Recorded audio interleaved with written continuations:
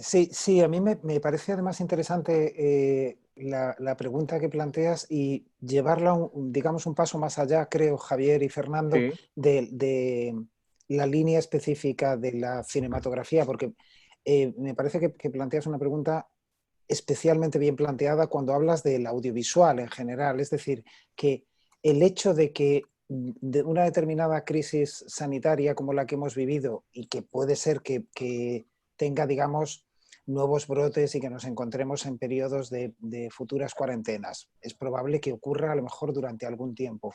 Eso suponga puntualmente la paralización de un determinado tipo de rodajes muy estándares y de la forma que los conocemos habitualmente desde hace un montón de años, eso no significa, digamos, una crisis como tal del audiovisual o que se ha terminado el futuro del audiovisual. Si entendemos que la producción audiovisual además es mucho más amplia que solamente el hecho, por ejemplo, de rodar películas o series.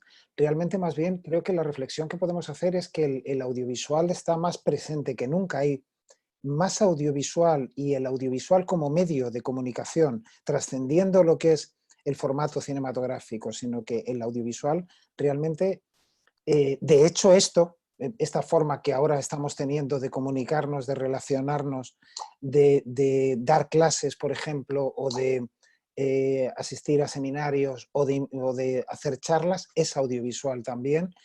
Y si, digamos, si la industria audiovisual ha sido lo suficientemente rápida, gracias al apoyo de la tecnología, como para, por ejemplo, poder sustituir formatos de televisión por cosas similares a estas que nosotros estamos haciendo ahora en este momento, y lo hemos visto durante estos meses, digamos, de la parte más dura de la cuarentena y del aislamiento, yo creo que realmente lo que nos podemos plantear es que seguramente lo que vamos a encontrar son métodos de producción audiovisual que ya conocíamos, a los cuales se suman nuevas formas de producir audiovisual, seguramente. pero recogiendo un poco tu cuestión, David.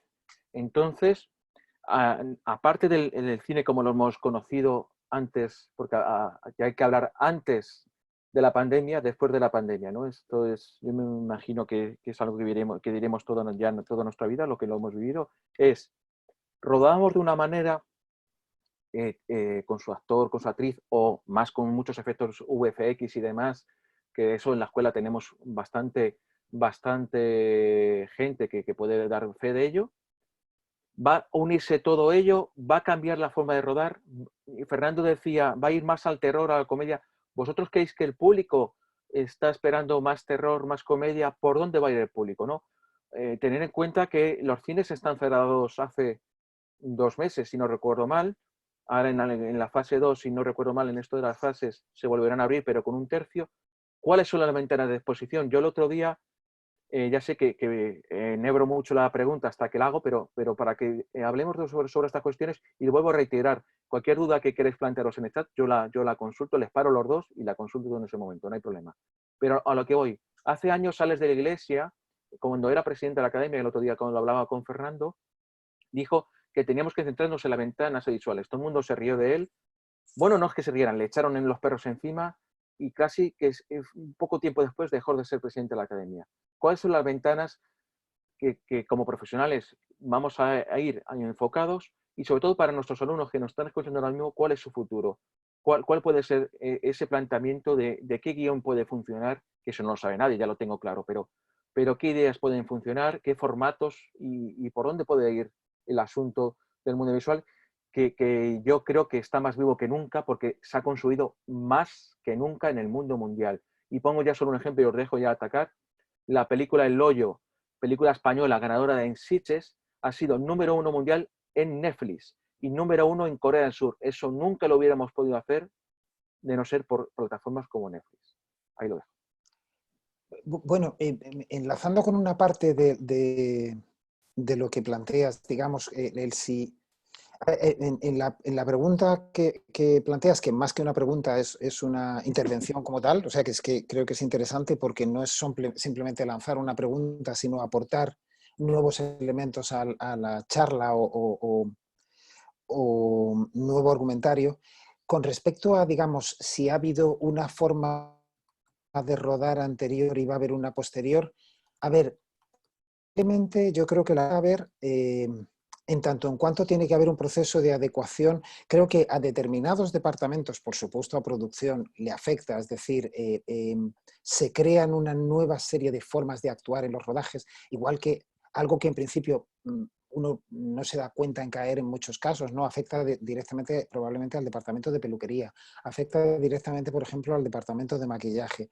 Entonces, sí que creo que puede haber, digamos, un periodo, un tiempo de adecuación. Eso no significa que no creo, no llego a ver ningún indicio que nos diga que no se va a poder rodar de la forma que rodábamos en cuanto a protocolos, en cuanto a departamentos. Es posible que una jornada de rodaje probablemente pueda cundir menos y sobre todo hasta que las personas, hasta que los profesionales consigamos interiorizar nuevas pautas y nuevas formas de actuar que se necesitan por seguridad en los rodajes, ¿no? Dicho esto, yo creo que cuando hablamos de rodajes hablamos de un abanico muy amplio de producciones. No todos son superproducciones, hay producciones modestas, hay mucha gente rodando con un equipo mínimo con su propio móvil. Eso lo vimos hace mucho tiempo, por ejemplo, con el ámbito de la fotografía. Hay fotógrafos profesionales que cada vez utilizan menos su cámara DSLR y mucho más equipos portátiles. Creo que simplemente lo que tenemos que ver qué pasa es, digamos, cómo se va, y eso probablemente sea digamos, con la puesta en marcha otra vez de la maquinaria, ¿no? Cómo se va engrasando el mecanismo que permite, bueno, esta forma exacta de actuar que teníamos ya no funciona como es y nos adecuamos a esta otra, ¿no? Pero creo realmente que rodar va a ser necesario rodar. Con respecto a si probablemente a lo mejor va a haber menos intervención física en según qué cosas. Tú hacías referencia al tema de los efectos visuales. Bueno, ya mucho antes de que, digamos, tuviéramos un problema de salud global en el que tenemos que guardar la distancia, una parte muy importante de la intervención, sobre todo en un determinado tipo de producciones, eran efectos visuales, ¿no? Yo supongo que además, a medida que nos acostumbremos a convivir con una situación de que tenemos una enfermedad nueva y la propia experiencia nos vaya diciendo que es menos arriesgado, seguramente se vayan incorporando nuevas prácticas, pero eso no creo que suponga modificar un modelo relativamente bastante bien engrasado de rodar, teniendo en cuenta que hay distintas dimensiones de rodaje. Yo no creo que estemos hablando de que se va a parar de producir audiovisual. Sí creo que podría afectar, digamos, a otro tipo de formas relacionadas con el mundo del espectáculo. Y bueno, para no convertirlo en un monólogo, si queréis la parte de las, que luego hacías tu referencia a la parte de las ventanas, doy paso a Fernando. A Fernando Ventanas, a Fernando Windows, muy bien. Oye, yo creo que nos volvemos muy locos con lo de las ventanas. Ni Alex de la Iglesia tiene razón, ni el otro deja de tenerla. Cada uno va a su negocio. Alex de la Iglesia se enfrenta, si dice que todo va a ser digital y se va a consumir en casa, se enfrenta a distribuidores y a exhibidores. Lógicamente le dicen que no, que eso no es así. Tenemos que entender esto, todo esto que se está comentando, como un periodo transitorio. Es que parece que no sé, hay mucha gente deseando que cambie el mundo y tal y cual, y es muy bonito. Y yo qué sé, algunas cosas en positivo cambiarán, pero a ver, en el momento que exista una vacuna, lógicamente todo esto va a tener una especie de vuelta a cierta lógica mala y buena, por otro lado. Pero estamos pensando que esto es el fin de los tiempos, o el cambio, o que no va a haber más besos en las películas. A partir de ahora van a tener sexo por correspondencia los personajes. Oye, que ya hemos vivido ese cine, ¿eh? El cine clásico de Hollywood, y no pasaba nada tampoco. Sí, aquí lo hemos vivido más, se llamaba censura, te lo quitaban directamente. O sea, que es verdad que no había ni sexo, ni había besos, ni había nada. Entonces, esto no es muy nuevo, pero no, yo creo que es una cuestión temporal. Esto, David y yo por generación ya lo compartimos, pero en realidad, fijaos, la cinefilia. Cuando David y yo descubríamos a John Carpenter, que nos encanta como autor, no lo descubríamos en el cine, lo descubríamos en vídeo, en una pantalla cuadrada, en casa, pequeña. Es decir, nuestra cinefilia no es una cinefilia de cine, íbamos al cine mucho y era nuestro sitio ideal, pero en realidad la mayoría de las películas más importantes no las descubríamos en los cines, las estábamos descubriendo en vídeo, en unas copias horribles, que se veían fatal, que no respetaban el formato y sin embargo adorábamos esas películas, porque la esencia la entendíamos ahí. Pero Hoy, sí. fíjate el inciso, solo para que lo tengamos claro, de cómo ha evolucionado también la imagen y la calidad de la imagen y el sonido. Ahora decimos que se veían fatal en VHS. En ese tiempo era, qué maravilla ver en su pantalla, en nuestra pantalla de tubo ver un VHS. ¿Eh? Es que al principio además las películas las descubríamos sobre versiones pirata. Es decir, lo del formato ni te cuento. El formato ni las versiones buenas tenían su formato. Pero es que encima de no tener el formato eran versiones piratas. No veías nada. Asalto a la comisaría del Distrito 13 era de noche. No se veía prácticamente nada y el protagonista era negro. Era imposible. O sea, era una peli absurda en ese sentido. Pero nos encantaba. Y para nosotros era una peli magistral porque íbamos a la esencia de lo que se veía. Es decir, es como cuando dicen, es que no se debería ver las películas en el móvil por la noche. Me río yo, sí, se ve con una calidad asombrosa. Entonces, lo de las pantallas, pensad dónde habéis visto la mayoría de las películas. Si lo del cine, yo no digo que se tenga que acabar. Y tenemos que seguir peleando porque nuestras películas se estrenen en el cine y se compartan con la gente, porque esa es nuestra religión. Nuestra religión y nuestra iglesia es esa, es el cine, compartirlo con la gente. Y eso es lo que debemos seguir intentando. Pero la realidad es que esto que pasa con El Hoyo, como has comentado, estos chicos no se comen un churro en las salas de cine y de repente se convierten en número 1 en Corea y se convierten en número 1 en muchos sitios y se les está viendo la película de manera muy notable a la vez en el mundo en distintas partes. A mí me parece que eso es infinitamente todavía más bonito. El único problema que nos encontramos es que no podemos escuchar a los espectadores de la sala de cine reaccionar, claro, que eso es un premio. Que eso es lo que decían, perdona que os voy cortando, y ya os pido perdón y me cordáis a mí también por no hacer esto un monólogo de nadie, porque si no, es que como nos gusta tanto hablar a los tres, es imposible. No, a lo que me refiero, es que quería hablar de lo del público. Yo creo que el cine va a perdurar, y es opinión, como todo lo que estamos diciendo aquí, que nadie tiene una verdad absoluta, por aquello de la sensación de, no es lo mismo ver una comedia en tu casa que ver una comedia en comunión con el público, o el miedo. Esa gente que grita. Yo me acuerdo de ver Scream, la primera, en el cine, y eso era un miedo tenebroso y no es lo mismo verlo en casa. Eso estamos de acuerdo vosotros, que sois, vamos, seguidores, no, lo siguiente de cine de terror y de ese cine de sustos y de pasarlo mal. No es lo mismo verlo en casa que verlo en la pantalla grande con más gente, ¿no? Yo creo que eso va a seguir perviviendo en el mundo de la pantalla grande, ¿no? ¿Cómo lo veis? Y luego, perdona Javi, había una cosa que ya sé que todavía hace referencia a algo que apuntabas antes, ¿no? Pero que de alguna forma liga también con esto que dices, que era digamos un poco esta hipótesis acerca de si unos géneros por encima de otros a partir de lo que ha ocurrido, ¿no? Yo realmente creo que, hablando ahora de lo que es el formato cinematográfico, o sea, vuelvo a lo mismo, hablando solamente de una parte del sector audiovisual. Luego hablaremos de formatos, no te preocupes. Es muy grande. Yo realmente creo que una vez que la situación se normalice, y se normalizará, porque no es el primer virus que convive con el ser humano desde hace mucho tiempo, no es el primero contra el cual se desarrolla medicación y contra el cual se encuentran, digamos, distintas formas. El problema fundamental es que, bueno, digamos, que nos ha tocado vivirlo en directo y segundo a segundo desde el primer instante.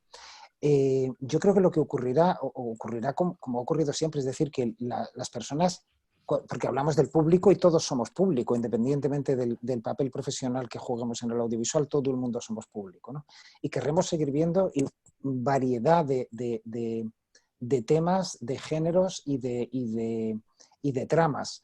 Creo que el hecho de que en un momento determinado ahora se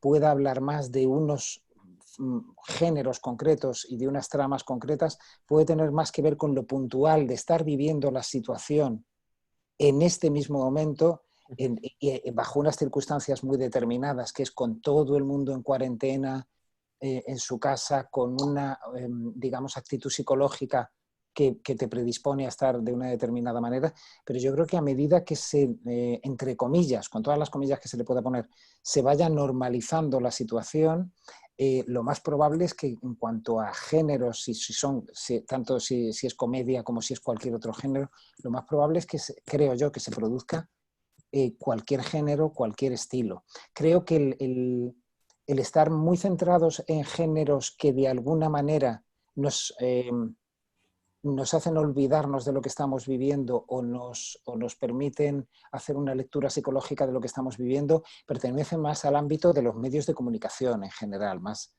de la reflexión que como seres humanos tenemos que hacer de lo que nos está tocando vivir, ¿no? Es que yo no sé, yo no estoy tan seguro porque, claro, estás hablando del confinamiento. Yo creo que esto es una fase pequeña que se puede volver a repetir, pero creo que esta no es la fase. La fase es la crisis económica. Es decir, por eso la comparo con la del 29. Es decir, ahí es donde la cosa cambia. Ahí es donde verdaderamente viene la sensación o el sentimiento de hastío, de desgana, de desorden, y ese es un poco el que yo sospecho que tendrá una situación espejo. Es decir, no esto evidentemente es temporal y esto pues, nos dejará pues, secuelas psicológicas mayores o menores, porque ha sido pues una situación extraña. Que por otro lado se ha vivido, fijaos cómo somos, lo vivimos de una manera angustiosa y yo lo entiendo porque oye, estar confinado es una especie de concepto carcelario, ¿no? Y tal, y que de repente no puedes tener la libertad que tenías, pero si lo pensáis bien, es la primera vez en la historia de la humanidad que los países se han preocupado por sus pobladores y han decidido cerrar los países, cerrarse con ellos para que no ocurra una desgracia más grande. Es decir, en realidad no lo sabemos ver, pero se ha dado un acto de generosidad que nunca ha existido en la historia de la humanidad. En general, cuando había pandemias, la gente tenía que seguir al trabajo, el que se moría y el que no, no. Y esto era así. Y por primera vez en la historia resulta que los países están con una preocupación más o menos notable, dependiendo de los países, con respecto a sus súbditos. Es decir, esto que deberíamos verlo casi como una situación alegre, de tenemos un proteccionismo y se está viendo casi como una situación oscura en muchos casos, hombre, porque cada uno la vive con las trabas y las dificultades, y más las dificultades económicas, lógicamente. Pero en realidad lo que está pasando es algo increíble. Es casi de una película de Frank Capra, si lo pensáis bien. Es una cosa de un positivismo que es absurdo. Pero esto también trae consecuencias, lógicamente. A esas son a los que me refiero. A las consecuencias económicas, que lógicamente esas sabemos que vienen agarradas, y ahí es donde yo preveo eso. También es verdad que lo preveo porque por las productoras, por los sitios y por las cadenas están demandando ya, claramente, un poco por previsión de todo esto, están demandando esos géneros. Es decir, lo están pidiendo ya ellos. Pero eso es una demanda que yo entiendo, como dices, David, que dependerá también mucho de qué va a pasar con el espectador. Si se hace mucho de terror y de comedia y es malo, el espectador llegará un momento que dirá, no me interesa esto. Lo que tendrá que ser es bueno, además. Pero no nos engañemos, las pelis que han quedado, que tenían que ver, por ejemplo, con las comedias de teléfono blanco, las famosas que se decían que eran de alto standing, porque también esas funcionan muy bien en los problemas económicos. La gente lo que no quiere ver son a pobres. Es decir, en las crisis lo que quiere ver es alto standing, lo que quiere ver es lujo. Entonces pasará lo mismo. Habrá algunas de esas que se hagan ahora de comedias de ricos que funcionarán y habrá otras que no funcionarán. Y esas son las que quedarán en la historia del cine, porque se seguirá haciendo ese tipo de historia, me temo. Ahora, no es que coja yo una bola de cristal y diga qué es lo que va a pasar. Lo hago pensando en el pasado y lo hago un poco también diciéndolo, porque tenemos aquí un montón de gente escuchando. ¿Qué es lo que va a pasar? Lo que va a pasar por ahora es que las productoras y las cadenas de televisión están demandando esto un poco a tenor de lo que pasó. Se pueden equivocar, por supuesto, pero es lo que están demandando actualmente. Si os ponéis a escribir algo ahora, no tiene tampoco mucho sentido. Es decir, lo escribo ahora para llevarlo dentro de 3 meses porque igual se les ha dado por cerrar. Que hagáis las cosas un poco honestamente, que yo creo que es un poco también lo que dice David. Cuidado, no sabemos nada de esto. Si tiráis un poquito del corazón, si tiráis un poquito de lo que os gusta, es más fácil acertar que si lo que hace uno es intentar acoplarse, ¿no? Y decir, pues yo me acoplo a lo que se lleva, porque eso a lo mejor no funciona.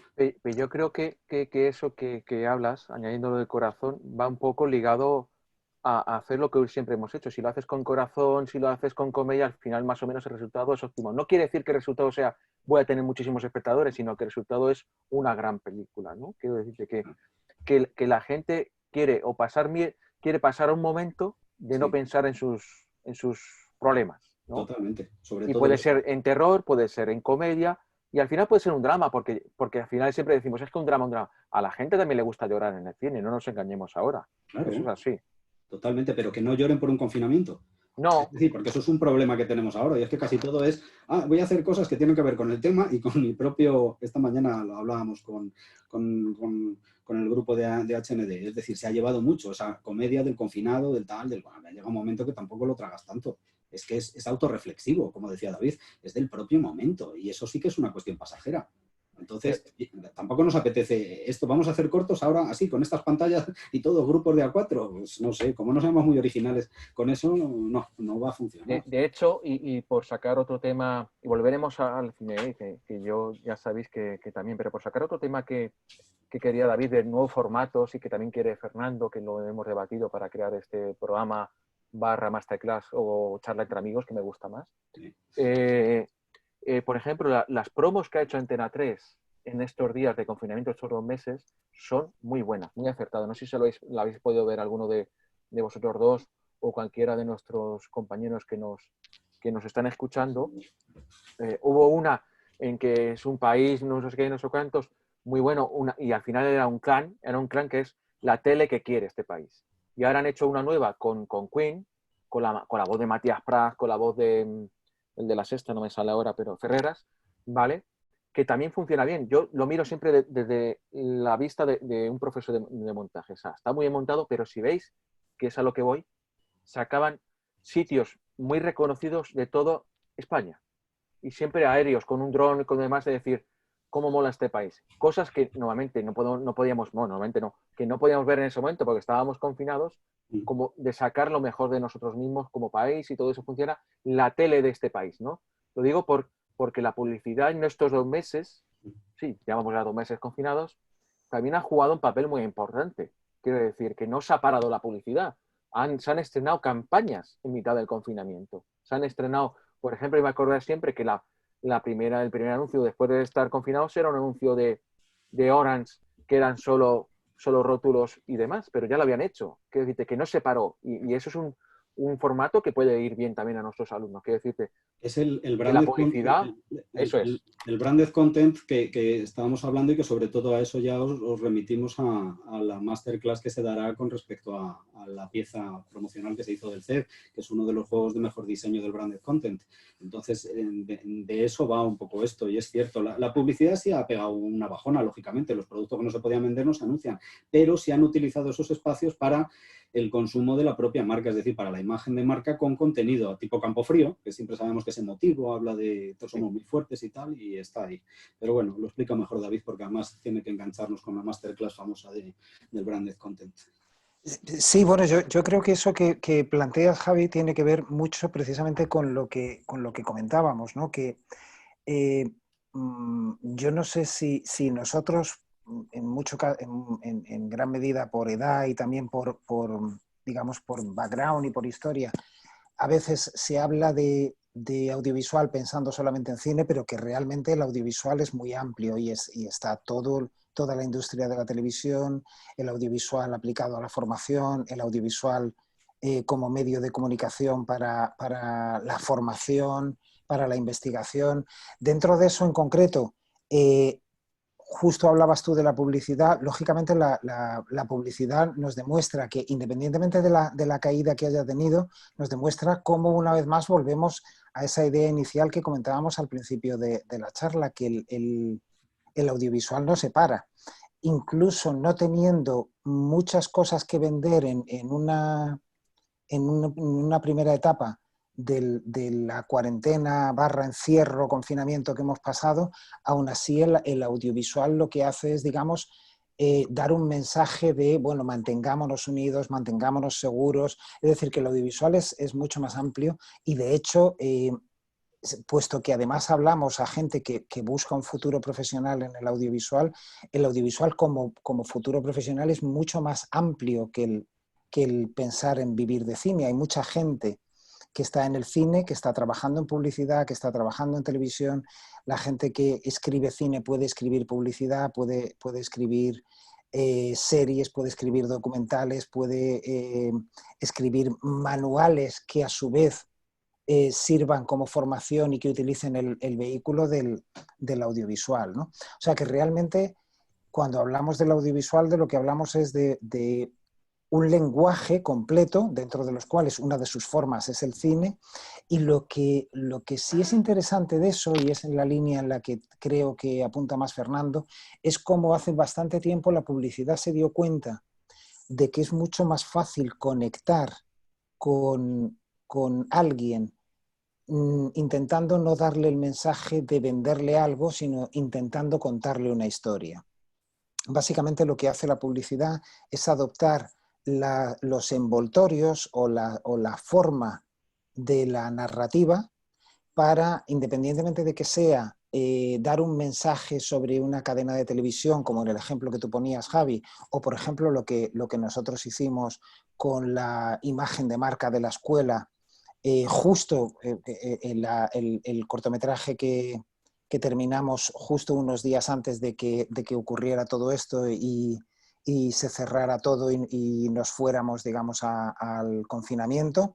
Lo interesante es que la publicidad, la televisión, incluso el audiovisual utilizado para la formación, se da cuenta de la importancia de lo que ahora desde hace algún tiempo se ha venido a llamar el storytelling, ¿no? Y es el hecho de que el mensaje llega al espectador mucho más fácil, a todos, insisto, todos somos espectadores, nos llega somos mucho más permeables al mensaje en la medida en que somos seres narrativos y lo que sea que nos cuenten adopta la forma de una historia, independientemente de que el objetivo final sea o darme a conocer un producto o venderme algo, ¿no? Esto es lo que me parece realmente también llamativo digamos, en cuanto a puertas profesionales que puede abrir a la gente que le interesa el cine y que puede, digamos, ver que a lo mejor otras formas del audiovisual parece que no son tan, entre comillas, importantes, ¿no? Todo el audiovisual es importante porque, digamos, el hecho de arropar en forma de cualquier cosa, muchas veces Fernando y yo lo hemos comentado en charlas, conversaciones y a lo largo del desarrollo de proyectos, incluso los formatos que nos parecen más alejados de la narrativa, los formatos, digamos, de una persona contando algo, conectan mucho más cuando eso que cuenta esa persona se acerca a una historia, cuando entra, digamos, la posibilidad de que el mensaje nos llegue en forma de... porque somos seres narrativos, ¿no? Claro. Sin ir más lejos, somos seres narrativos y seres políticos, como se nos sepa manejar. Pero fijaros, y esto en algunas clases, sobre todo en storytelling, ya lo he comentado, tenemos a Pedro Sánchez y la gente no acaba de entender en algunos casos cómo ha sido la resucitación de alguien que el propio partido le había echado, hasta hace muy poco. Es decir, el propio partido le echa y de repente hay un señor en la sombra, que es Iván Redondo, le conoce menos gente, pero siempre suele estar. Además, le conocen menos gente porque antes era calvo cuando estaba en el PP y ahora tiene pelo cuando está en el PSOE. Entonces, es muy complejo este personaje. Pero se hablará mucho de él, es un spin doctor. Quedaos mucho con este concepto, el spin doctor, porque son los guionistas, de alguna manera, gente narrativa, como dice David, pero que se ha ido dedicando a la política, porque cada vez son más necesarios. En el PP los han tenido un poco antiguos y no han funcionado, y este quería ser renovador ahí. Y como no le contrataban y no le daban pasta, pues entonces, para que veáis el percal que tenemos en España con las ideas y las ideologías, este señor se pasa al PSOE, y en el momento en que Pedro Sánchez está en bajón y está perdido, le dice, no, vuelve a ponerte tu mochila, aunque lleves traje, te pones la mochila de los deportes, la mochila con la que tú hacías baloncesto, porque tú hacías baloncesto. Sí, yo hacía baloncesto de alto rendimiento. Aunque no fuera alto rendimiento, hay que venderlo como sí. La gente de alto rendimiento no se rinde. Va a lo bestia.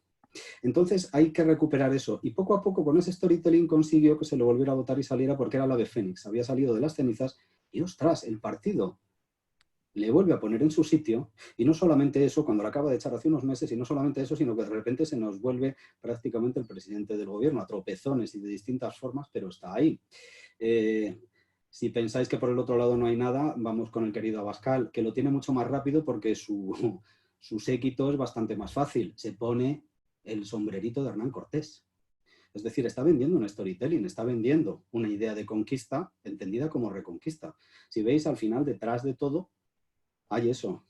Hay un problema, fijaos, con el famoso storytelling. Nosotros, que somos los artífices de esto, es decir, los que nos hemos dedicado a utilizarlo en la ficción, Lo hemos utilizado porque, lógicamente, entendíamos que el conflicto es lo que vende. Y yo creo que hasta ahí lo entendemos todos. Solo vemos historias porque tienen un conflicto que generalmente en nuestro caso se soluciona. Jorge Javier Vázquez se dio cuenta mucho de esto, ¿no? Y cogió, y por eso es un premio Ondas, aunque la gente no lo entienda, y utilizó el conflicto no para los personajes famosos, sino directamente para los propios periodistas. Crea el conflicto con ellos, va organizando ese conflicto y constantemente es un conflicto creciente de subtramas y de personajes secundarios que se vuelven primarios. Es decir, está utilizando exactamente el mismo manual de guión que luego están utilizando los políticos. Y hasta ahí bien, porque todo el mundo está con ello. ¿Sabéis cuál es el problema angustioso? Que los políticos han pasado ya del storytelling. Ahora ya se llama la era del enfrentamiento. Donald Trump no utiliza storytelling. Donald Trump utiliza directamente el discurso de tú eres un mierda y hay que quitarte. Y eso es crear enemigos. Si os dais cuenta, la gente lo que necesita, sobre todo los norteamericanos, siempre necesita, para definir sus historias, ¿qué? Un enemigo. Si tienes bien diseñado un enemigo, entonces el pueblo te sigue. Y el pueblo, si está mal de algo, tú señálale un enemigo. ¿Qué hace Abascal ahora? ¿Da soluciones? No, señala enemigos y crea bronca. Y sabe que eso es una de las formas de llevarse las cosas. Estamos en una era que es peligrosa porque no acaba ya como la mayoría de las historias. Nosotros hacemos historias por el bien de la humanidad. ¿Qué pasa al final de las historias? Se resuelve el conflicto y alguien ha aprendido algo por el camino. El problema de Sálvame es que no tiene fin. No vamos a ver eso. Y el problema de la política es que no vamos a ver tampoco eso. Porque estos señores se morirán un día, pero van a dejar su legado de odio y de rabia. Cuidadito, que eso se queda con nosotros. ¿Veis cómo es muy interesante? No solo es cine, tiene que ver con la vida. Voy a intentar reconducir, que nos hemos metido en dos pantanos. Hay uno que es Sálvame, otro que es... Es importantísimo. Es audiovisual. David tiene razón, es audiovisual, la Sálvame también. Y hay que saber hacerlo. No, yo sí que defiendo, y por entrar en el barro ni en el fango si quieres, que Sálvame está muy bien realizado y sabe muy bien lo que hace y el producto que vende. Que además es un producto importado de Italia por Berlusconi, que puede tener muchas cosas mal, y las tiene, de hecho, yo lo pienso así, pero eso sí sabe hacer televisión. Sabe hacer televisión que vende. Y no lo podemos negar. ¿Es telebasura? Puede ser que sí, puede ser que no. Seguramente es que la cuestión moral, Javi, puede ser secundaria. Yo lo que digo es, ¿cómo ha conseguido Donald Trump ser presidente del gobierno? Claro, la cuestión es, lo ha conseguido. Otra cosa es si moralmente, igual que Jorge Javier Vázquez, si moralmente, eso ya es otra historia, pero es que hoy no iba de moralidad la clase. Aunque a mí me gusta siempre decir al final, cuidado que sí, somos seres morales, sobre todo los de audiovisual, deberíamos serlo, ¿no? Cada uno en su rango, pero deberíamos serlo. Bueno, David, entonces, ¿eres seguidor de Sálvame o no eres seguidor de Sálvame? A ver, no lo soy, la verdad es que no lo digo por quedar bien, sino, bueno, que yo creo que de todas maneras Sálvame es un producto pensado para otro tipo de seguidor distinto probablemente de los que estamos siendo más activos participantes en esta charla, y seguramente tampoco está pensado específicamente para las personas que nos están viendo a nosotros. Aún así, independientemente de que yo lo consuma o no, sí que creo que es muy interesante la reflexión con respecto, digamos, a cómo nos abre la mente, cómo nos abre la capacidad de ver, a que las herramientas del audiovisual, y cuando hablamos del formato audiovisual hablamos de un montón de posibles profesiones, es decir, estamos hablando de guionistas. Los guionistas están detrás de ese storytelling relacionado con cómo, digamos, cómo nos llegan las campañas de comunicación de los partidos, cómo nos llegan las campañas de comunicación de los gobiernos, que antes hacía referencia de otra forma Fernando, ¿no? Técnicos, montadores, postproductores, grafistas. Es decir, que estamos hablando de un montón de posibilidades profesionales del audiovisual, no solamente el rodaje, que es, digamos, lo que llama mucho la atención, ¿no? Cuando pensamos en audiovisual, pues pensamos en unos cuantos hitos determinados, ¿no? Pues los directores estrella, los actores estrella muy conocidos, los celebrities, vamos a decir así, pero el sector industrial del audiovisual, la profesión del audiovisual es muy amplia y se extiende mucho más allá. Guionistas tienen los magos que preparan espectáculos, guionistas tienen youtubers que después se convierten también en una especie de maestros de ceremonias que hacen tours en los teatros llevando su espectáculo. Es decir, que creo que lo que tiene de interesante este asunto, independientemente de que Sálvame sea un producto para un tipo de... La famosa historia del target, ¿no? A quién va destinado cada programa. Creo que lo interesante que nos abre este punto de vista es el ser capaces de ver el audiovisual como una posibilidad de profesional muy amplia, ¿no?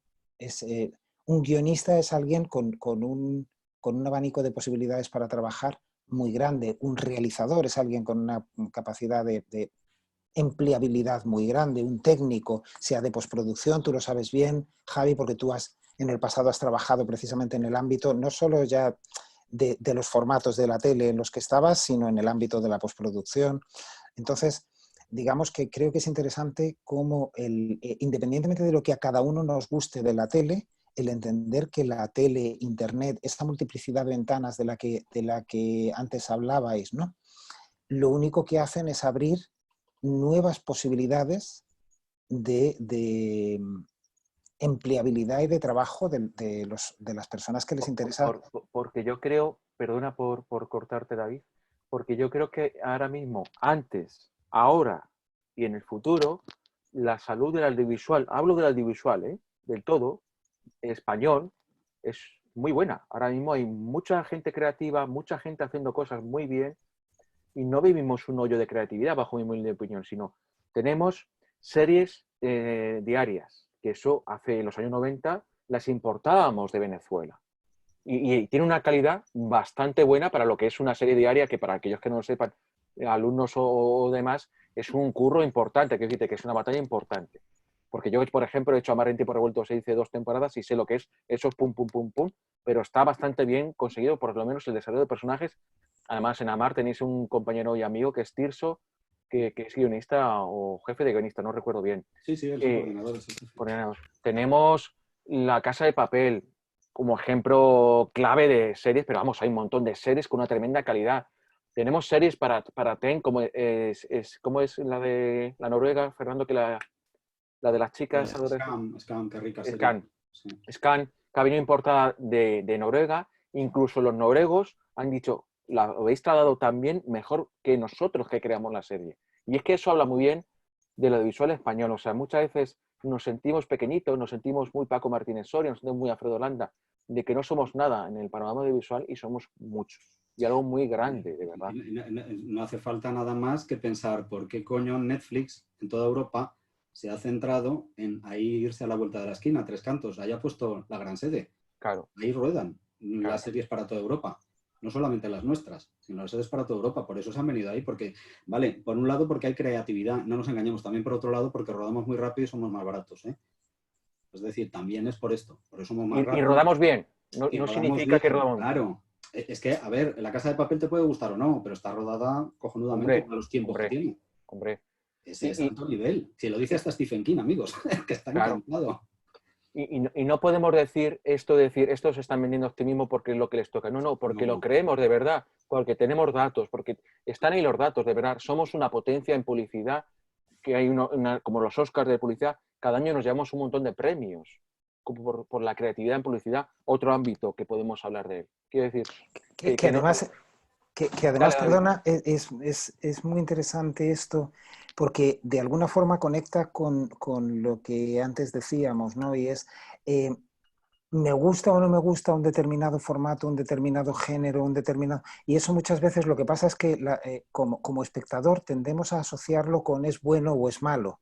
Es decir, ese baremo, en el caso de que se pudiera establecer de calidad, que a mí me parece muy complicado establecerlo, pero tiene muy poco que ver con lo que como espectador me guste. Tiene mucho más que ver, digamos, con una industria que es capaz de mantenerse, claro, incluso ya vivimos una crisis. Antes hablaba Fernando de la crisis que está por venir, que probablemente, confiemos, yo soy optimista en ese sentido, fíjate, Fernando, creo que probablemente a nivel internacional quienes tienen que tomar las decisiones sean capaces de gestionar esta de una forma más solidaria, más empática y más humana que la que se vivió. Bueno, yo ya Pero te digo que lo están haciendo. Es decir, si los países nos han confinado no es por otra cosa, es por ponernos a nosotros por delante de, y eso ya es francapra, colega. O sea, entonces, fíjate que es muy interesante eso que planteas, que es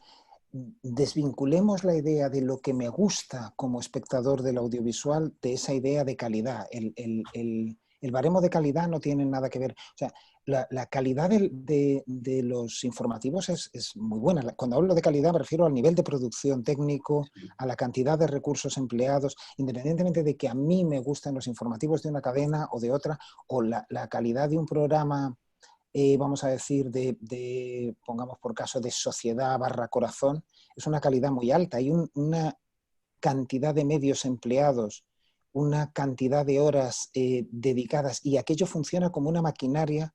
No se ven fallos, no se ven improvisaciones. Desvinculemos esa idea de lo que me gusta como espectador de que aquello es bueno o es malo, ¿no? Creo que es interesante cuando hablamos desde este punto de vista de, bueno, puedo dedicarme al audiovisual en general, teniendo esta posibilidad de en el futuro voy a poder hacer cosas en el audiovisual. Creo que es, no infinito, pero vamos, es tan amplio el abanico de posibilidades, ¿no?, en el audiovisual. Sí, pero es que nunca sabes, yo nunca cuando terminé de estudiar, que yo soy exalumno de la escuela, y pensé que me iba a dedicar a una empresa de postproducción para hacer grandes formatos. Y ahí hicimos todas las películas de cine español, hicimos muchísimas series y aprendí muchísimo. Y ahí obtuve un montón de contactos. Quiero decirte que nunca sabes el mundo donde te lo va a llevar, pero que siempre hay cabida. O por ejemplo, cuando empecé aún más pronto en Noticias 4, cuando pues es que no sabes si vas a terminar un telediario, quiero decirte que de todos vas aprendiendo y te vas curtiendo como visual. Lo bueno que tiene esta profesión, como tú bien has dicho, David, que se abre mucho abanico. Por ejemplo, ahora se ha estrenado hace menos de una semana Pasapalabra, otro programa que no hemos entrado en no ficción, pero otro programa que da trabajo a mucha gente. Hay guionistas, hay un montón de gente ahí metida en todos esos programas. Que no es que salga el Arturo Bar de turno, que puede hacerlo perfectamente, sino que detrás de él hay más de 40 o 50 profesionales de la audiovisual en cada programa que veis. Entonces, como comprendéis, a poco que penséis, hay mucho técnico detrás. Y los conciertos, aquellos que si hay alguno de sonido aquí, también se van a seguir haciendo. O sea, a la gente le encanta vivir. ¿Por qué os creéis si no? Que yo lo sé y aquí hay muchos que lo saben, que las entradas de Extremoduro se agotaron nada más salir, porque la gente quiere vivir esa sensación distinta a lo que es escuchar en tu caso un CD. O sea, quiero decirte, por abrir más aún el abanico, que es el abanico de la música. Y lo abro más todavía. Yo quería hacer carteles de cine. Lo veía complicado. Mi hermano iba a hacer la música de un largometraje de un tío suicida que estaba rodándolo durante 4 años, que se llama David Alonso, que está ahí al lado. Y entonces yo le dije a mi hermano, preséntamelo, porque así por lo menos podré hacer un cartel de cine, que es lo que yo quiero. Entonces me lo presentó y evidentemente yo le hice unos cuantos carteles de cine para esto y de ahí fui metiéndome al rollo porque me llevó al rodaje suyo, a estar de auxiliar de humo, porque yo no quería ir simplemente para mirar, simplemente para disolver muy bien el humo en una nave que tenía donde iba a rodar un trozo más de esa película y ahí empezó todo. Es decir, que realmente es muy amplio el cómo te enganchas con todo esto. Y en ese sentido es fundamental el concepto escuela, porque es precisamente la conexión de la gente lo que hace la fuerza. Es decir, Sí, lo que hace la conexión de este me lleva a este, que me lleva a este, que me lleva a este. Entonces, yo quería hacer carteles de películas y realmente al final lo he hecho, pero he tenido que hacer las películas para poder hacer el cartel. Es un poco absurdo, ya lo sé, pero todo ha sido por la relación con David. Yo he aprendido a dirigir por 2 días que he estado viendo a David dirigir, que es como la masterclass más alucinante que se puede ver nunca. Con eso sí, ya está. sobre todo porque también hay rodado, que hay que decirlo, con un grande del cine español, con muchos grandes, pero con un grande del cine español como José Luis López Vázquez. Que Sí, dice sí, claro. que rodar con una persona y personaje tan mundial para el cine español y para el cine, porque ahí está La Cabina, que es Sí, gloria en sí del cine español, sí, sí. pues supongo que eso para vosotros fue un aprendizaje, porque cuando rodasteis con él, ella llevaba mucho background detrás, él tenía ya muchas películas detrás, ¿no? Sí, pero se las tomaba con el mismo nivel. O sea, las tomaba con un nivel enorme. Era la 154, me parece. y el tío seguía subrayando con colores y con todo el guión, es decir, lo hacía de forma maravillosa porque había una preocupación por cada detalle, por cada frase. Nos decía, ¿puedo quitar el hola y poner tal? Era muy pesado en esto, en los detalles. Y tanto que David y yo una vez nos entró una risa floja, ¿te acuerdas, David? Y ya no podíamos parar y teníamos que huir porque digo, que no nos vea, que no parezca que es falta de respeto, si es que estaba ya preguntándonos cosas tan al detalle que nos entró la risa floja. López Vázquez, qué barbaridad, sí, toda la historia del cine español. Bueno, chicos, perdona, David. Sí, no, y decía que yo creo que todo esto además conecta con una cosa y es digamos, el audiovisual ha cambiado y va a cambiar a raíz de lo que ha ocurrido. Probablemente una parte vaya a cambiar. Digo, esto conecta con cómo abrías tú esta charla, Javier.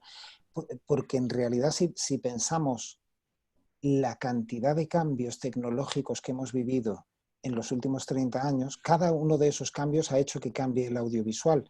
Pero realmente cualquiera de esos cambios creo que podría haber sido potencialmente peligroso, ponerle comillas a esto que estoy diciendo, para preguntarnos, ¿hay futuro en el audiovisual? ¿Qué va a pasar con el audiovisual? ¿La gente va a dejar de Pero consumir? por ponerte un ejemplo muy, muy claro que tú lo tienes ahí, hace 15 años, ¿quién iba a pensar que íbamos a rodar sin cine?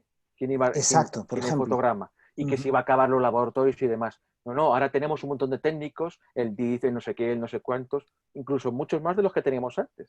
Quiero decirte que, pero la gente tenía miedo, tiene miedo a los cambios, como cuando vino los ordenadores para editar, que ya no se montaba como viola. Hostia, ¿qué va a pasar? Tal. Y de hecho, AVI, que fue el primer programa que existió en el mundo de edición, tuvo que mantener su workflow como lo que tenía la gente para que más o menos la transición fuera más o menos fácil para esos editores antiguos, ¿no? Quiero decirte que todos los cambios al final asustan, pero que la gente desde aquellos años que inventaron el cine, los hermanos Lumière, con pasar miedo con un tren, la gente quiere pasar sensaciones en el cine y eso va a seguir estando ahí, porque en 2 meses, ¿cuánto se ha consumido hoy en día? Antes de dejaros, voy a dar paso a los chicos, a todos nuestros 47 participantes, y luego os dejaré un punto final para cada uno, por eso anotar lo que os haya quedado en el tintero. Pero sí que preguntas, dudas, críticas, sugerencias. Si no queréis hablar, escribidlo en el chat. Es la era del enfrentamiento, recordadlo. Y yo lo transmito. Hay aquí alumnos nuestras, o sea que no nos dejen mal hacer preguntas, que si no esto queda un poco rollo. Venga, adelante. No todo a la vez, no. Hay aquí el momento de, si lo escribo, si me abre el micro. Voy a activar todos los micros a ver qué pasa, ¿eh? Así que ahí están. Yo tengo una pregunta. Venga, están abiertos todos. Mi nombre es Daniel. Sí, Daniel, hola. Quería preguntaros si vuestra forma de escribir guiones ha cambiado con respecto a antes de la cuarentena que ahora, porque he escuchado muchas veces... Hijo, no van a... He escuchado muchas veces la típica frase de me resulta extraño en esta peli que he visto ver cómo se juntan, cómo se arriman. No sé si lo tenéis en cuenta en vuestros guiones o si lo vais a tener en cuenta. Seguramente sí. A ver, yo te contesto, uno de los guiones que tengo... Silenciado. Espera, Fernando, que te he silenciado. Espera un momento que te he silenciado. Ahora. Creo que ahora, Fernando. Mira, le añado otro fragmento. Por otro lado, te recuerdo que se trata de formación oficial de tecnología. Ya. ¿Fernando? ¿No?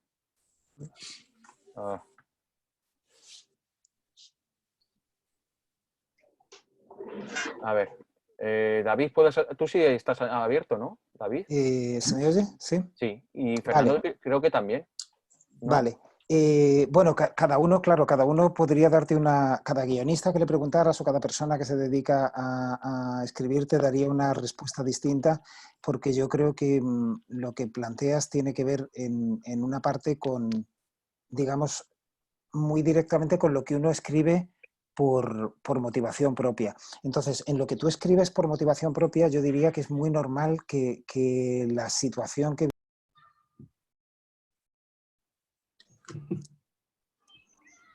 Hola. Se ha silenciado, David. Ahora David, perdona. ¿Sigo? Sí.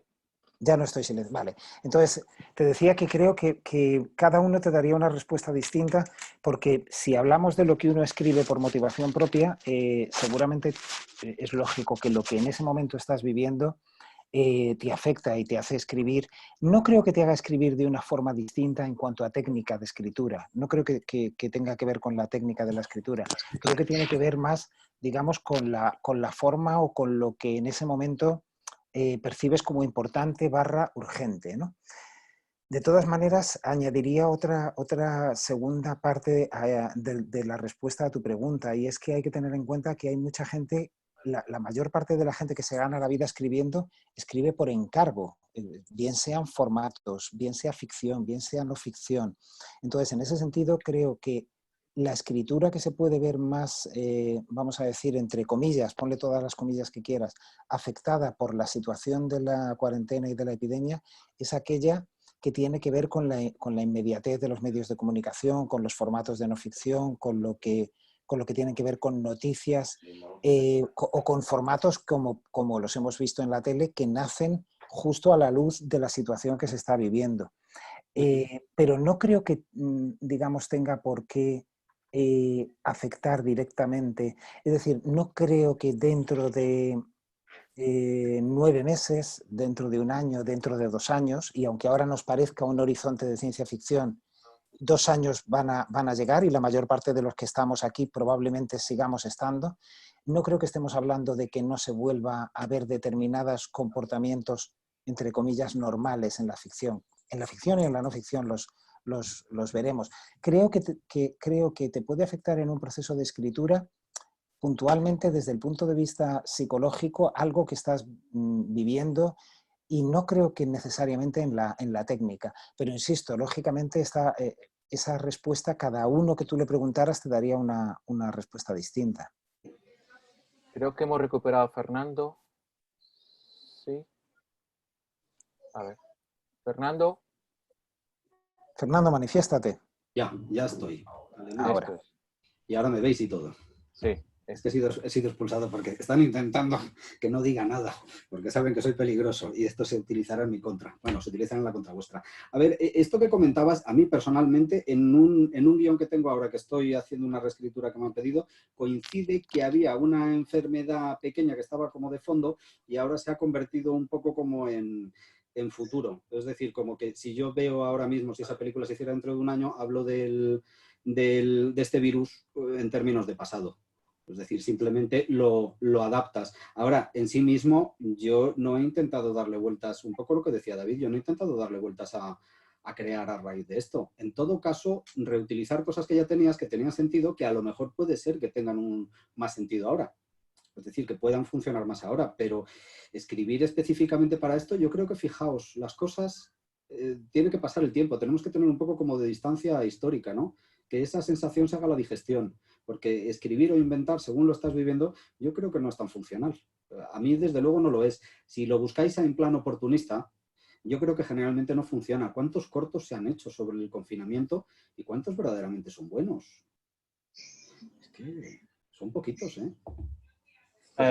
Hay otra pregunta que es, hablando de cambios, ¿es ya un hecho que van a ser las plataformas como Netflix, Amazon, Disney las que van a decidir hacia dónde vamos? Pregunta de David. Pero es que no lo van a decidir, es que lo están decidiendo. Es que estáis hablando muchas veces del futuro. La palabra futuro ha salido mucho. Yo digo que es presente. Ya ha pasado hace tiempo. Ya está. Yo es que no lo vivo así. No sé, David, si lo ves de otra manera. Sí, no, a ver, yo creo que no es que vaya a pasar, efectivamente. Quiero decir, eso que plantea David en la pregunta ya venía pasando antes, por ejemplo, con las cadenas de televisión. Lo único que creo que vemos es el cambio, digamos, de quién decide. Antes eran las cadenas de televisión, ahora también siguen siendo las cadenas de televisión. Lo único que pasa es que se han sumado más posibilidades porque existen las plataformas, ¿no? Entonces, ahora tienes una cadena de televisión, e incluso una cadena de televisión muy, digamos, muy establecida, como la televisión más antigua en España, pues tiene su propia plataforma. Hablo, por ejemplo, del caso de Televisión Española, ¿no? Entonces, efectivamente, son las plataformas las que están decidiendo. No es algo que vaya a pasar ahora, y que tenga que ver con la crisis sanitaria, con la epidemia. Es algo que ya ocurría. Las cadenas de televisión también determinaban, cuando hablamos de mainstream, cuando hablamos de películas que se estrenan, películas de distribución, también determinaban qué películas sí, qué películas no, con qué casting. Sí, es que es así. Lo único que se hace es sumar, digamos, más posibilidades, con lo cual cuantas más posibilidades hay, cuantas más posibles vías de financiación, es mejor para todos porque hay más oportunidades de poder, digamos, plantearle tus proyectos y tus desarrollos, más posibilidades profesionales.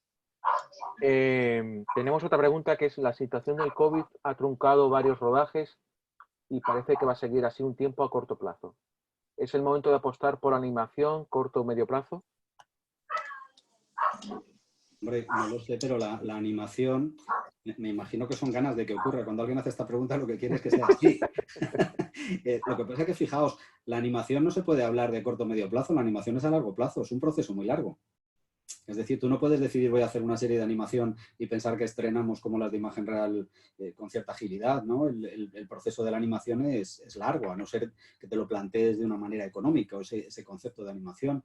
Entonces, yo creo que se siguen haciendo series animadas y cada vez más. De hecho, esta mañana hablaba que la mayoría de las series de comedia, que cada vez tenemos menos, y supongo que volverán ahora con la crisis, pero tenemos muy pocas y eso se ha ido reduciendo con los años, pero es que se han pasado a la animación. Es decir, la animación es la que está recogiendo básicamente la comedia. Las mejores comedias están en todas esas series de animación que no son para niños, evidentemente, que muchas de ellas son para adultos, que no solo es Padre de Familia, es el BoJack Horseman, hay un montón y están ahí, ese humor. Entonces, yo no creo que la animación vaya a decrecer, todo lo contrario, va a crecer. Ahora, España sí es verdad que necesita un buen empujón en ese sentido en la animación para que se ponga a ese nivel de series más radicales, más de adultos que tienen fuera, que son un poco las que Netflix al principio no quería, pero bueno, ya va entrando en esa zona, que financien ellos, pero que se hagan también desde aquí. Hago una repregunta a eso. ¿Nos beneficia como gente visual que haya muchas plataformas o nos perjudica? David, dispárale. A ver, probablemente dar una respuesta en términos absolutos a eso sea difícil, porque como cualquier situación industrial compleja, hay muchos frentes que analizar, ¿no? Pero indudablemente yo creo que en la medida en que haya más posibilidades de financiación, y cuando hablas de plataformas estás hablando de posibilidades de financiación, es decir, el audiovisual es un mercado, el audiovisual es muy bonito, el audiovisual es muy creativo, el audiovisual es artístico, el audiovisual es un montón de cosas maravillosas, pero el audiovisual tiene que ser y tiene sentido como mercado, tiene que ser algo que genere suficiente, llámalo riqueza, llámalo ingreso económico, llámalo como quieras, como para que la gente pueda dedicarse profesionalmente a ello. En ese sentido, cuantas más posibilidades, cuantas más cadenas haya, cuantas más plataformas haya, cuantas más géneros, es decir, que una persona se dedique a la imagen real y a la animación también. ¿Por qué no a la animación? Quiero decir, la diferencia fundamental entre la animación y la imagen real es, digamos, el tipo de medios que utilizas para, entre comillas, rodar. El resto de los procesos del audiovisual son los mismos y, de hecho, por ejemplo, alguien interesado en el guión es muy probable que tenga la posibilidad de desarrollar incluso, vamos a decir, guiones más trabajados en animación, porque producir animación es muy caro y por tanto hay que tener probablemente mucho cuidado con el tipo de contenidos que se producen. Cuando digo mucho cuidado me refiero a cuidarlos especialmente, ¿no?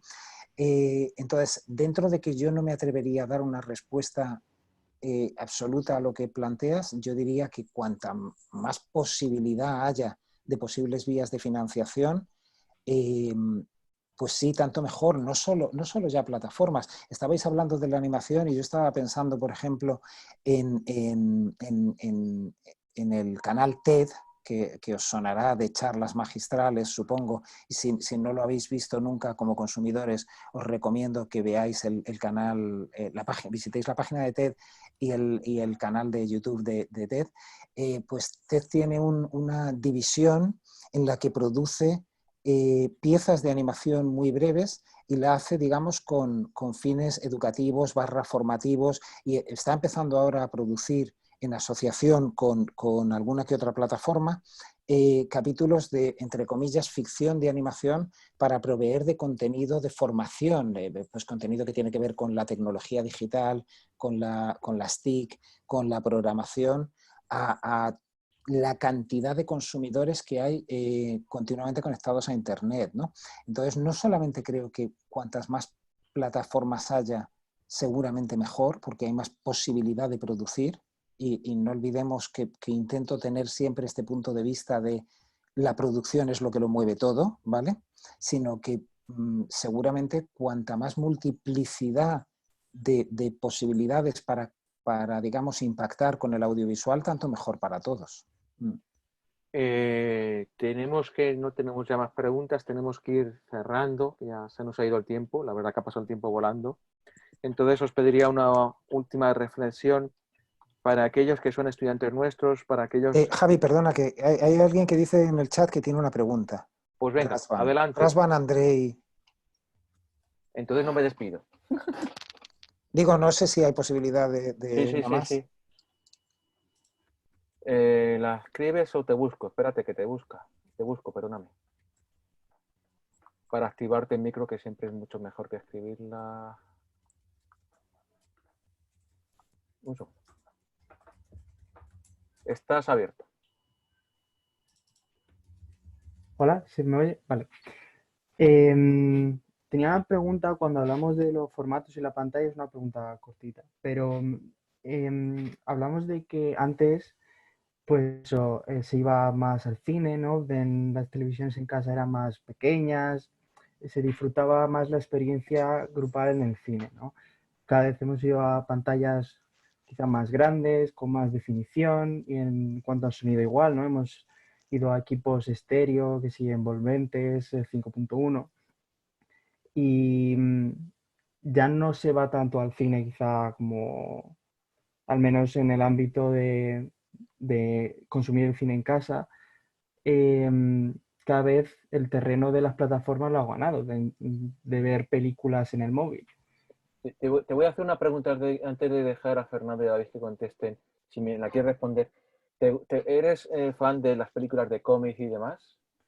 Especialmente no, yo no. Pero entiendo que Marvel, pues sí sigue vendiendo mucho en el cine. Porque si tú lo sabes igual que yo, seguramente tengas Sí. amigos que les mola ir al cine a ver ese tipo de películas, o sea, que llenan. Sí, o sea, a lo que iba más es que los realizadores quizá cada vez nos tenemos que adecuar más ya te he a entendido. nuestra obra en formatos más para que se consuma en móvil, porque cuando se consume en el móvil, yo lo he visto, se consume cine o series en el metro, en los que pues el sonido pues, es el que es, la gente no le importa tanto la resolución, pues porque está por ahí y pues, el internet es el que es, les da igual la resolución y la calidad del sonido. Entonces, quizá nos tenemos que adecuar los realizadores a ese tipo de formato y no tanto al formato cada vez pues, 8K y este tipo de sonido, porque veo como que el espectador promedio no le interesa tanto, o cada vez le interesa menos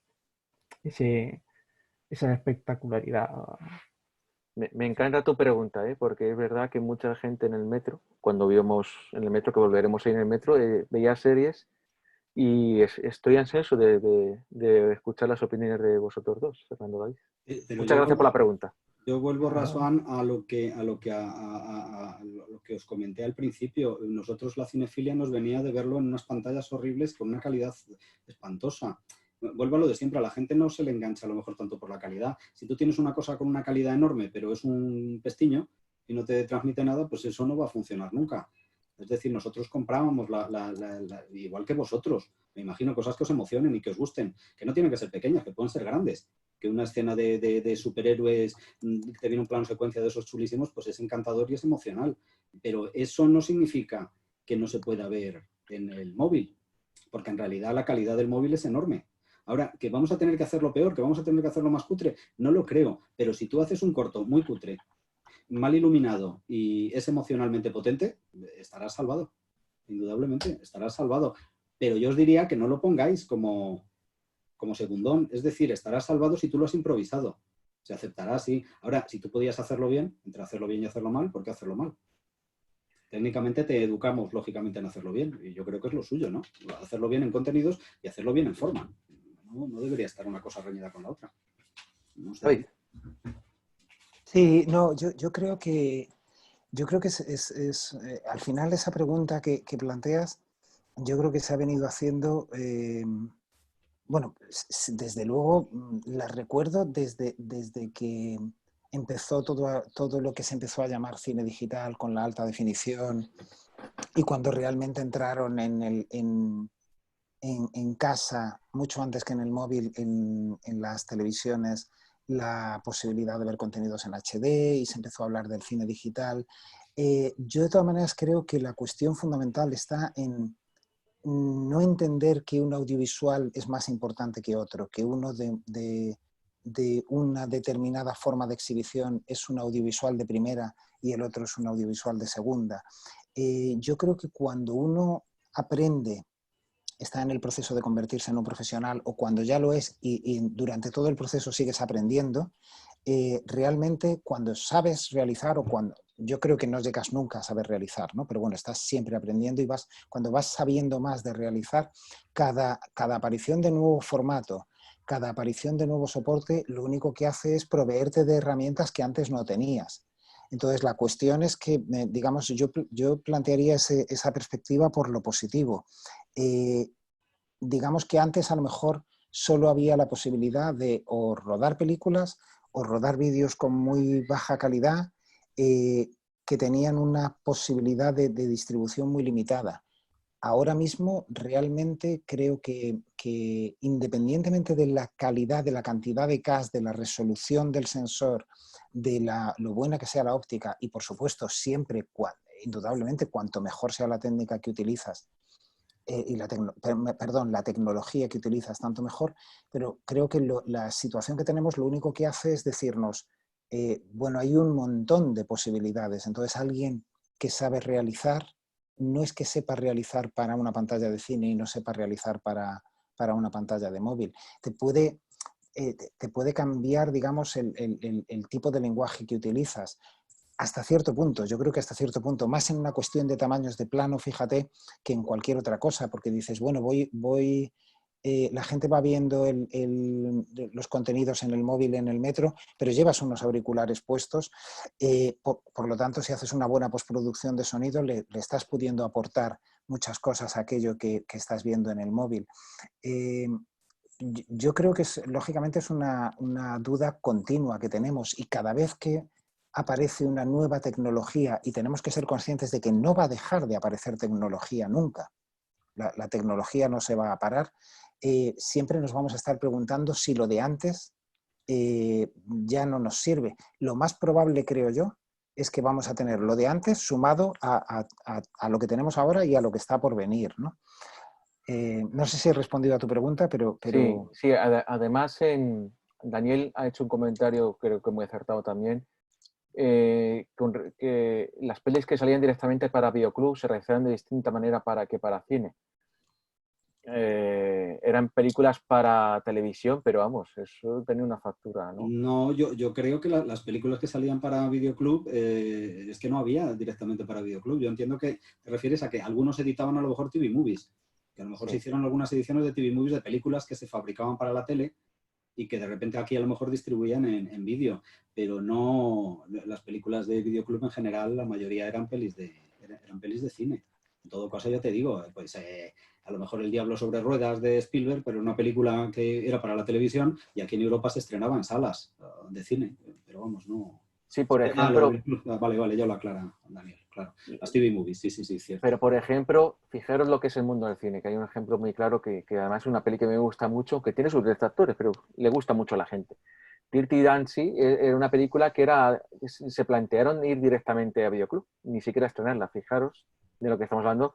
Además, es una película que como dice mi abuela, la echan ahora en televisión y tiene un montón de audiencia, ¿no? Claro.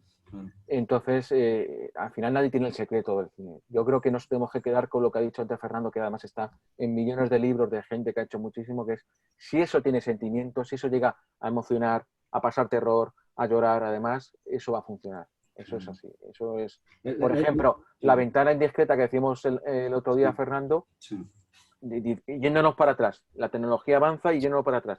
La ventana indiscreta la vemos ahora mismo y funciona perfectamente. Y me sigue pareciendo la película técnicamente más complicada de la historia del cine.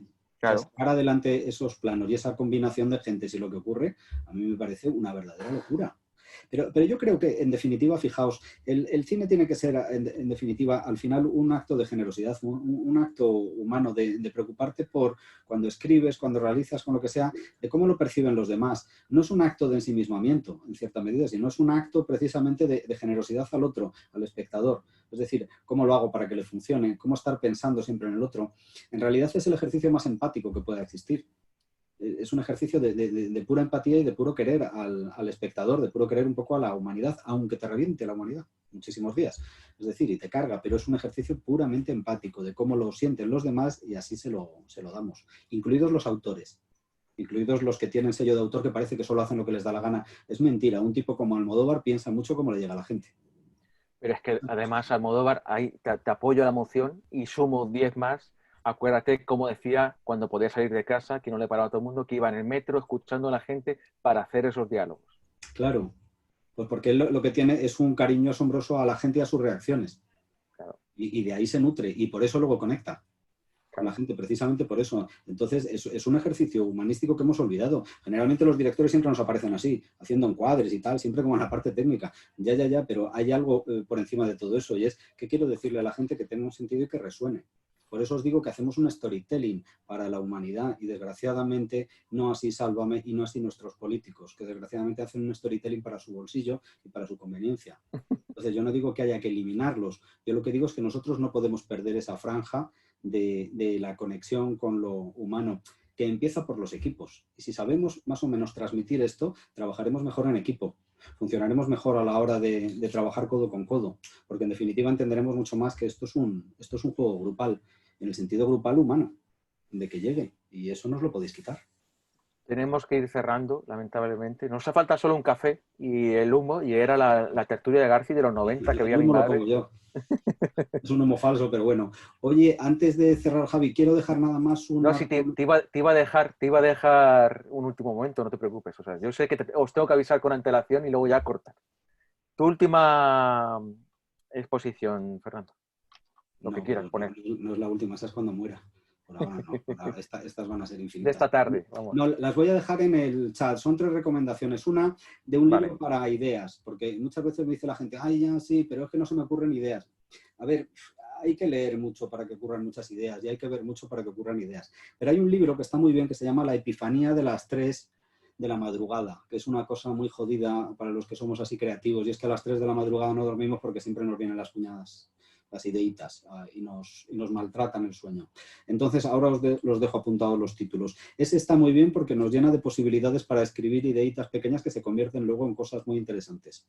Luego el famoso libro de guiones para largometraje de Salvar al Gato, que ya en los que me habéis visto en clase, que siempre os digo, para largo funciona bien, aunque se acopla también a veces a relatos de corto.